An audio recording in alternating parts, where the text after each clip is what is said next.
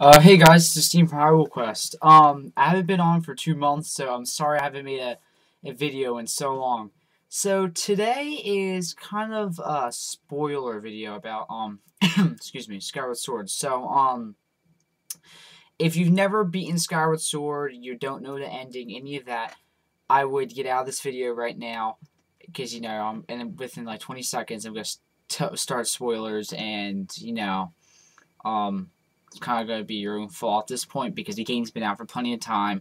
But still, for people who don't have the time to play video games all the time and all, and can't get to the end of the game right away, well, here you go. Here's your time to leave now. But anyway, so I want to talk about, here's a spoiler, Demise. And of course, as we all people know who've beaten the game or know the ending, blah, blah, blah, blah, blah. We all know that, that Demise is Ganondorf is a reincarnation of Demise. And that's one of probably the most biggest twists to the Zelda series I couldn't even imagine.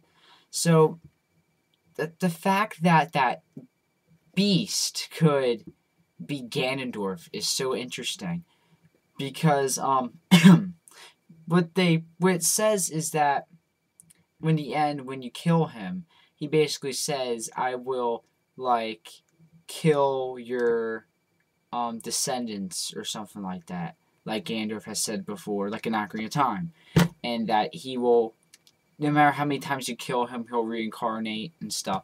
So that's pretty cool. And if you think about it, that kind of has a Hindu or a Buddhist idea around it, which is pretty cool. I'm gonna say more Buddhist since it's Japanese, but that's pretty interesting.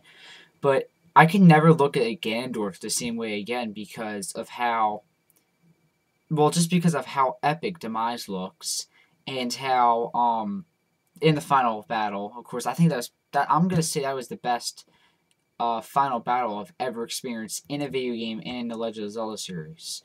So I can't.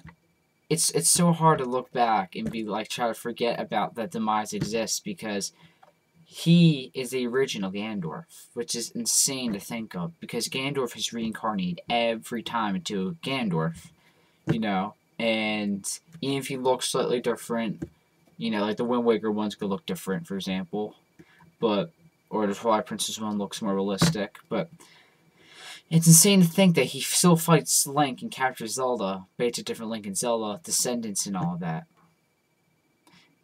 This idea of reincarnation or descendants, I also found out with the hero shade in Twilight Princess.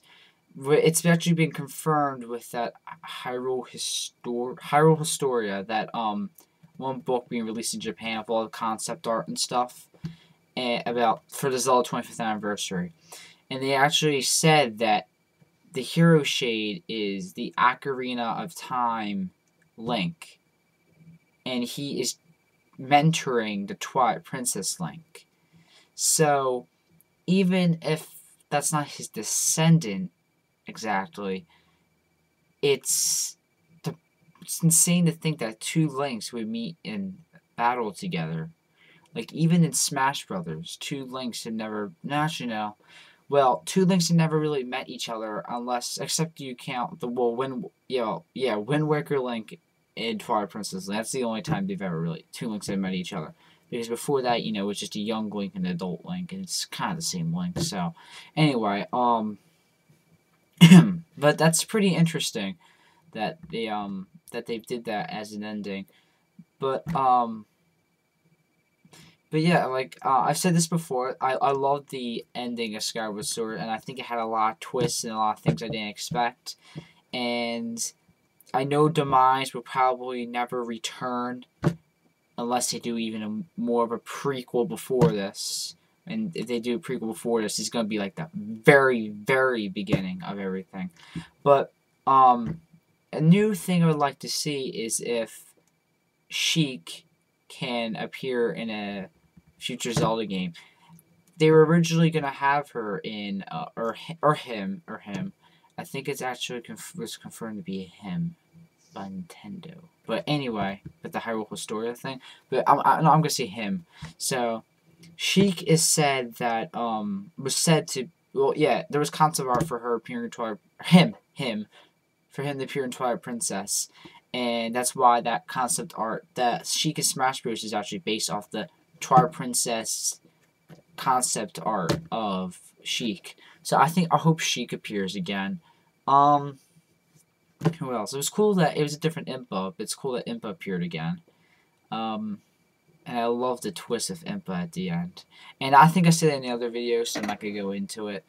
But, yeah, and I hope that they do a lot of big things like that with the series. I think Skyward Sword had the best plot, or not the best plot, one of the best plots.